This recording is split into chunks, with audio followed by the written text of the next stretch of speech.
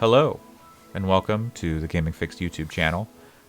I'm your host, Andre Cole, aka your partner's favorite time sweeper. I'm joined today by Sam. Hello, I'm the podcast dad. Podcast dad indeed, and we are here to talk about the most dad of video game consoles of the next gen.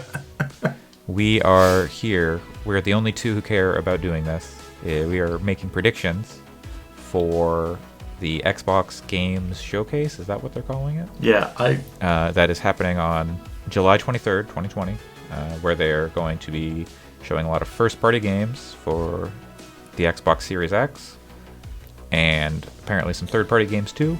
But I think the big thing is it's going to be their first-party lineup because they haven't shown any of that yet, except for Halo. Yeah, but it's Halo. They only showed. We don't know what Halo Infinite is, they? But yeah, we know it's coming. We know it's a Halo game. Everything else is kind of a mystery for first party stuff. So we want to make some predictions. Last time Sam beat the pants off me for Sony. It was pathetic. Don't even want to talk about it. So we've each got 3 predictions and a Hail Mary prediction, which is highly unlikely, but hey, it could happen.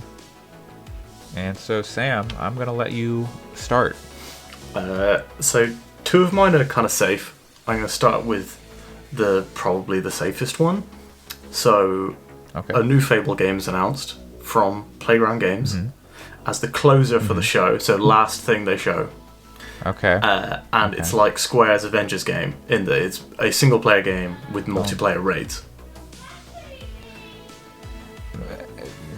Okay. I think people see Fable as a single-player franchise, but it is 100%. Yeah, but they want that live service money, like they've got with Sea of Thieves. Yeah, sure. I think they would be smart to put something like that. They were doing like a Fable multiplayer game. And then they canned it. So, and then they also canned Lionhead. And so, it's just a name at this point. It's not like there's no lineage there anymore. Maybe they brought the Lionhead people to Australia, because that's where Playground Games is. But I love that first Fable game. And Fable 3 is alright. I never played Fable 2, because I didn't have an Xbox. But I hope that whatever they make is good. Yeah. And Playground Games makes my favorite Xbox game. Yeah. So... which brings me to my first prediction. The next Forza game, Forza Motorsport, is a platform service game, and there will be no new version of Forza going forward, of Forza Motorsport at least. Here is the Forza game. They'll have paid DLC, like new cars, you pay for that going forward year after year. If there's like a new track, you pay for that, but for the most part the tracks are always the same because there's only so many racetracks. And they do service game stuff, which they're already doing, but they just kind of go all in on that. This is the platform, constant DLC going forward. There'll be new Forza Horizon games because those are like big maps and those are more expansive games in terms of what they change. But Forza Motorsport, they'll call it like Forza Motorsport X or Forza Motorsport Infinite or something like that, and it'll be the game going forward for Forza Motorsport. That seems like a safe bet. Well, not a safe bet, but like an interesting bet. I've seen some people talking about how Microsoft is massively promoting Dirt 3. Might mean they don't have a racing game for launch. Maybe. I mean, Dirt is pretty specific. And it's very different as well, isn't it? Yeah, and it's a multi-platform thing, and they have co-marketing. And maybe it's not at launch, but I think they've got to show Forza. It's like a tent pole. It is it is probably the most consistent game they make. I think Forza 7 was like kind of iffy, but then 8 they brought it back around. So yeah. Last year was the first year they took a year off of Forza as well. Yeah. Taking that year off to prep a next gen big sea change makes a lot of sense. That's what I think. All right, what's your second prediction? So this one is kind of similar to the first one. So Halo Infinite is shown, first game, and it has a live aspect to the campaign with unique loot and story to be told over multiple years, and it's not a launch game. So I'm thinking of something very similar to Destiny. Yes, I know your thoughts on this.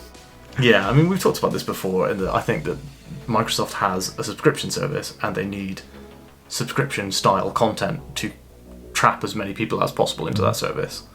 Like, if I'm paying for Game Pass, and they're like, you can play Halo on Game Pass, add everything new for Halo if you have Game Pass. If you stop playing it, stop paying for Game Pass, you either have to buy Halo, and then you have to buy expansions, or, that's how they keep you in. That's how World of Warcraft works. That's how Destiny works with yearly expansions.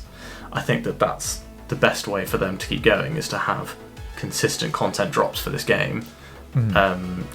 I know that that's kind of controversial, because I think the Halo community is just looking for a really solid campaign and a multiplayer suite. Yeah. I don't know what... I've been checked out of Halo since Halo 4 on the 360, and that was only because my friends were into it, and I like playing with my friends. I like those campaigns well enough to play them once, but I checked into Halo Reach when it came to PC, and I really liked the Reach campaign and playing Reach, and I was like, oh, this is not a good port to PC. It just felt all wrong and like very old, but like I felt like playing a console game on a PC, so it was very strange. I like, you can't... Master Chief is Master Chief, right? Like, you can't put loot on a Master Chief. You can put loot on a Spartan, but not on John 117 or whatever it is. And that's where that starts to... So, like, my thought is, I think you can put loot on the Master Chief, and I think my thought is that, like, they'll maintain the overall, like, look and feel of the Master Chief, but they'll give you a lot more customization options, because that's what people are used to anyway. And, like, unique weapons and stuff. Yeah, but you're never playing as John. You're gonna find, like, a beaten-up Needler. Yeah, and, like, I don't know, I'm thinking that, you are John Spartan, but it's like how when you played Assassin's Creed Unity multiplayer, everyone was the main character and all the others were just, that's another assassin. So I think it'll be the same thing. Like, in cutscenes, your character will be the main character, but in gameplay, they'll be like, oh, you're Spartan Squad. That would be a step back for... I guess they did that with Reach. Like, there was the squad, but then if you played, like, multiplayer, you were all, like, the same kind of character. Yeah. But like, with Halo 2 and Halo 3, you had, like, the Arbiter. And so you play, like, I feel like in a way that'd be a step back, but also they've done all sorts of weird stuff with the game, so who knows. I feel like the way they if they fucked up if Master Chief is a quest giver. Like, that's it. That's how you know that they fucked up. God. He's the Zavala for Halo Infinite. Oh no. That's terrible. Alright. My next prediction. This is kind of ripped from the headlines a bit. Online play starting at the launch of the Xbox Series X will be free. You only pay for Game Pass and xCloud. This would be extremely, extremely smart of them. Yeah. Making things free is always good news. Yeah. And I feel like they could, like, doing something like this could win them the next console generation if they have games to back it up. I mean, you get the people who only want to play, like, COD or FIFA or Madden, and they go, oh, well, I can play it for free there. I don't need to pay for the internet stuff on that. That's a big thing for them. Definitely. And they recently took off, like, yearly subscriptions from purchase. There's still, like, 3-month subscriptions you can buy, but the yearly purchases are no longer available for whatever reason. So that's kind of what got me thinking of that. Yeah, definitely. That would be a really smart move of them, especially at the same time that they're very clearly prepping for the next gen by stopping manufacture. Yeah. So yeah, that's a very good prediction and very smart move for Microsoft. They should be listening to this video. Phil Spencer, tune in. Gaming Fix. Yeah. Every Saturday. Every or Saturday. in your podcast feed of choice. Okay, your third prediction, Sam. Okay, so my final, I think this will happen prediction. There's a new Banjo game. It's launch window, developed by Double Fine. Because they own Double Fine, Rare is busy, and Double Fine makes good platformers. Double Fine is also busy making Psychonauts 2. Yeah, but surely they should have finished that by now. It would be out, I'd think. I think there is some sense to what you're saying.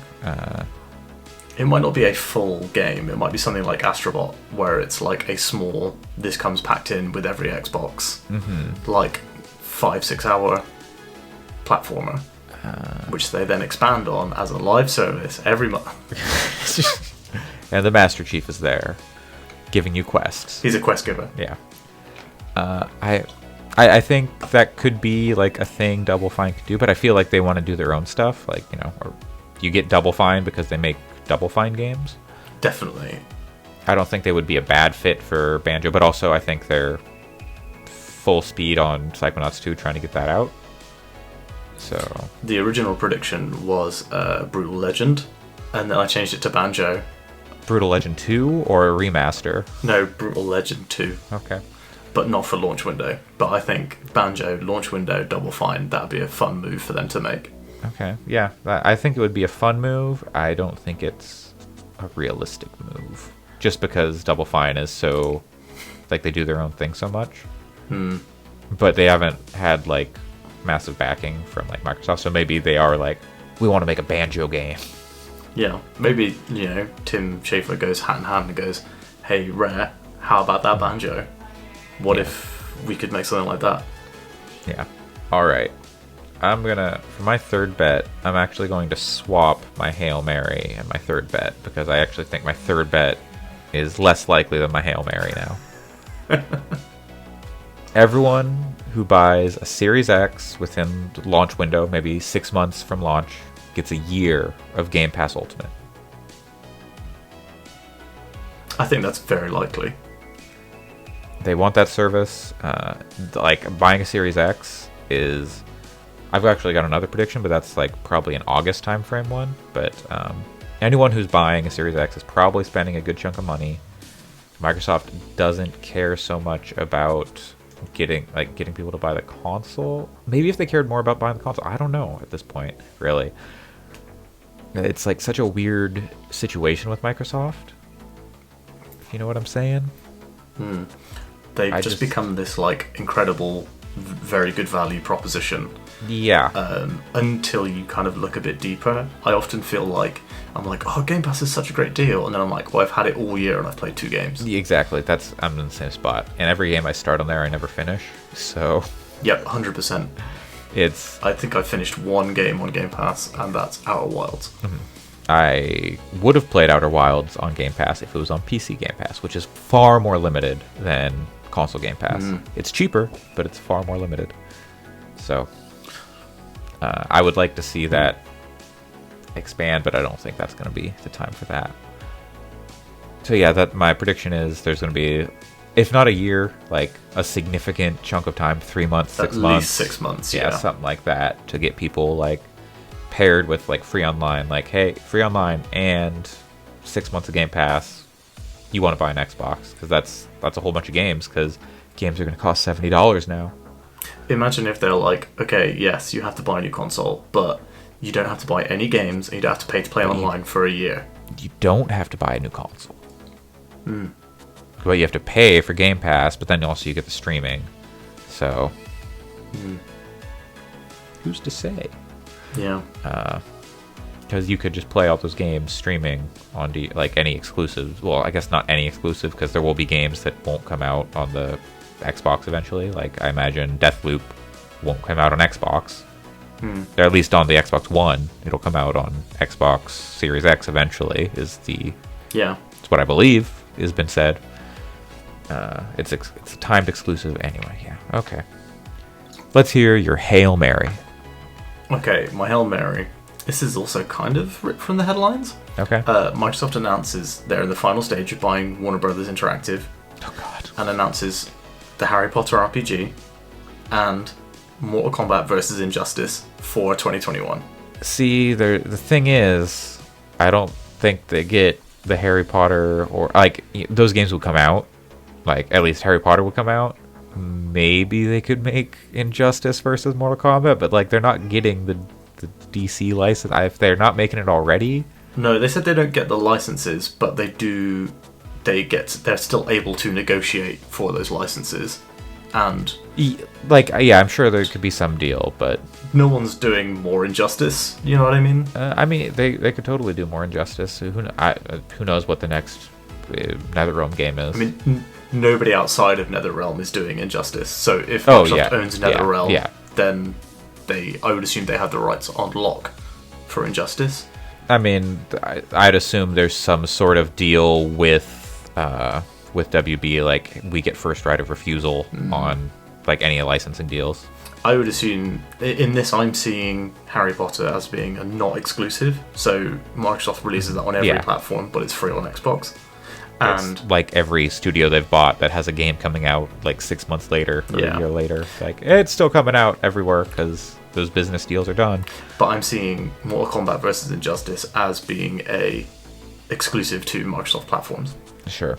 Because Mortal Kombat was like the number 7 seller, Mortal Kombat 11 for the year. Mm-hmm. It sells real well, so better than it ever has right now. Yeah. I could see it. Well, I mean, I don't want to. I don't know. That'd be weird. I don't know why. Yeah, I don't know. That whole situation is weird. I would not like to see a console maker, like a publisher like Microsoft, take something big like Warner Brothers, because they've got so many licensed things. I don't want that tied up in one publisher or like one. Yeah. I definitely don't want this to happen, but I think that this is a semi-realistic Hail Mary in that I think that Phil is looking to buy stuff. And that is a significant rumor that's been going around, is Microsoft is an interested party. They've got the money to spend. Well, they've said that they're in negotiations. So they have. They've announced that they have put their hat in the ring, as it were. But that's all that's all that's happened. Yeah. And I think that the big thing is that getting Monolith, Avalanche, and Rocksteady would be a real get for Microsoft. Yeah. Because Rocksteady makes premium prestige experiences, which Xbox doesn't have. Yeah. So yeah, I see that being a really smart play for them. All right. Well, speaking of premium prestige experiences, here's my Hail Mary. Yoko Taro's Final Fantasy 16 revealed at the Xbox Game Showcase. Not an exclusive, but co-marketing deal with Square. First time ever marketing with Xbox, as they went from Nintendo. I think they had co-marketing. I think they had it in the West for 15. I could be real wrong. I could be wrong on that. I don't think so. But and they did, they've worked with Microsoft, obviously, like ever since 13 they've been coming out on Xbox. Is 14 out on Xbox? I don't think it is. No, but it's coming out on Xbox. They said it's coming out. They had a big deal where Microsoft wouldn't allow other subscription services on the Xbox, as they said everything has to be free with Live. But Phil Spencer was like, maybe let's do a deal here. Yeah, get one of the current biggest RPGs, the biggest one on consoles or MMO RPGs. Yeah, they said, I think that they announced last E3 or the year before that every Final Fantasy would be playable on Xbox at some point in the near future. Those deals are, those hands are greased. Those deals are in place. Those relationships are getting firmed up. And that could be and Microsoft has shown great interest in pulling Japanese developers over to their side, buying Ninja Theory. That's the one they got, right? Ninja Theory? I can never remember. Yeah, they got Ninja Theory. Team Ninja Theory. So they pulled Ninja Theory over to their side. They got PSO2 in America, which Sony was supposed to get it on the Vita and stuff, and that never happened. So I think that this is a chance for them to really like shore up more of that Japanese market with a co-marketing deal on Final Fantasy 16. Somebody said on another predictions podcast that will remain nameless, that was their Hail Mary that Microsoft is going to buy Mistwalker. What's Mistwalker? Mistwalker's the guy who created Final Fantasy, who left Square and made his own. He made Blue Dragon and I can't remember the name of these games for the life of me. They made Blue Dragon and Tetra something, the phone game that was like wildly beloved. Okay. Mizuguchi, I believe. Mizuguchi, okay. He the one who made like Tetris Effect and No, different. I'm thinking of something else. Okay. Alright. I would Google it, but the MacBook keyboard is extremely loud. I'm seeing here that I have a parenthetical on this prediction. Yeah. Or a Kingdom Hearts spin-off game. I could see that. So it's either Final Fantasy 16 or a Kingdom Hearts spin-off game. Not Kingdom Hearts 4, just like one of their weird like Chain of Memories or 358/2 or whatever. It's a deck building game. It crosses over. They go to the Fable world. Well, they've done that. They've already made a deck building game. They made it way before it was popular with Final Fantasy Chain of Memories. Yeah, that's been my Hail Mary for like every E3 for the those last are 3 years, and Final Fantasy 16 by Yoko Taro specifically. So I feel like if it happens this time, the one time I didn't predict it, I feel like I'll be vindicated. Yep, it'll be, and I'll reap the rewards. So yeah, those are our predictions, or at least that we have written down. Do you have any other thoughts on what we might see, what we might hear? I don't know. I feel like they might tease Lockhart. I know they've said no devices, no accessories, but I'd be super interested to hear them talk about it and just say, like, next month, look for hardware news. Sure. One of the things, just on that topic, is they recently discontinued the I gotta get to the One X soon. Anyway, yeah, they discontinued the One X, the all digital One S. I think the One X in the States is like $399, like MSRP. It goes for less and is in bundles and all that kind of stuff. I think that gives them room to slot Lockhart in at $399, and then they can put the Series X at $499, $599. And then they've got the One S still in production. The One S with the disk drive still in production. That's like their $200 system. And it's like, if you want to play, you want a cheap Xbox, you can get the One S. If you want like the slightly more powerful thing, $399, you get the Lockhart. It's the next gen. It's just not the most powerful one. And if you want the beefy boy, then you get the Series X for like $500, $600. I'm seeing, in my opinion, I don't know, I feel like the One S is going to drop to like $100, $150. Then we'll see the Lockhart come in at like $250. Yeah, sure. And then $399 to $450 for the big beefy Series X. Maybe. I don't know how they can put out a console like that for so cheap. We'll see. There's gotta be. If I was them, I'd be putting out a like Fire Stick style alternative, like literally you chuck it in the HDMI port and it xClouds. I think xCloud needs like more time in the oven. Like they're putting it out like more fully, but I think they need more wider adoption. Get it like make sure it's tested widespread, and then you can start doing stuff like that. Or they just make like a Chromecast app or something. Yeah, a TV app. I mean, there is an Android app already that can be used on Android TV. I've heard a lot of people say that the lag's too much. I actually haven't tested it myself, as I have an Android TV. I should give that a shot. Yeah. Oh, and we've also got an Xbox hooked up to that TV. So. Yeah, I have an Xbox One X, so it's like...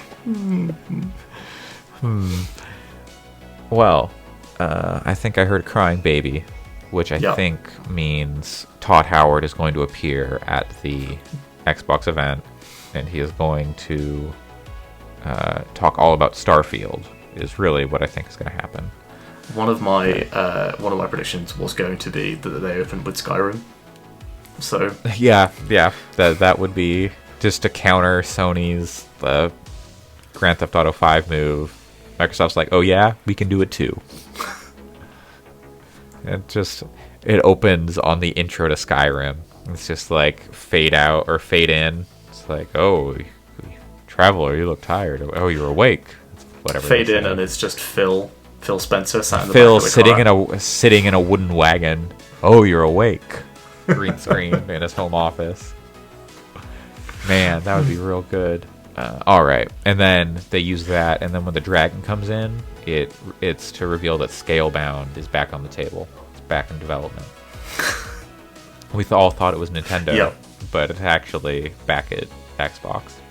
Yeah, and then Phil pulls out a copy of Phantom Dust. Exactly. All right. Well, that is going to do it for these predictions. You can catch up on this video, see if we're right on July 23rd at some time. I don't know. I'm in Japan, so it's going to be the 24th for me. The times, who knows? There'll be a live video on the internet. If you're watching this, you'll probably know where to find it. You can let us know. I don't know. This is going to be a video on YouTube? Is that what we're doing? Yeah.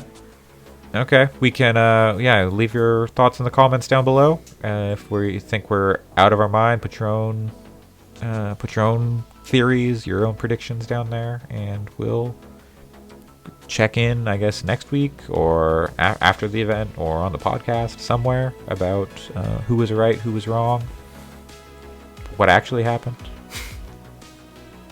You can find me, Andre, on Twitter at Coolslaw, COOLSL4W, though I'm thinking about going back to what it originally was.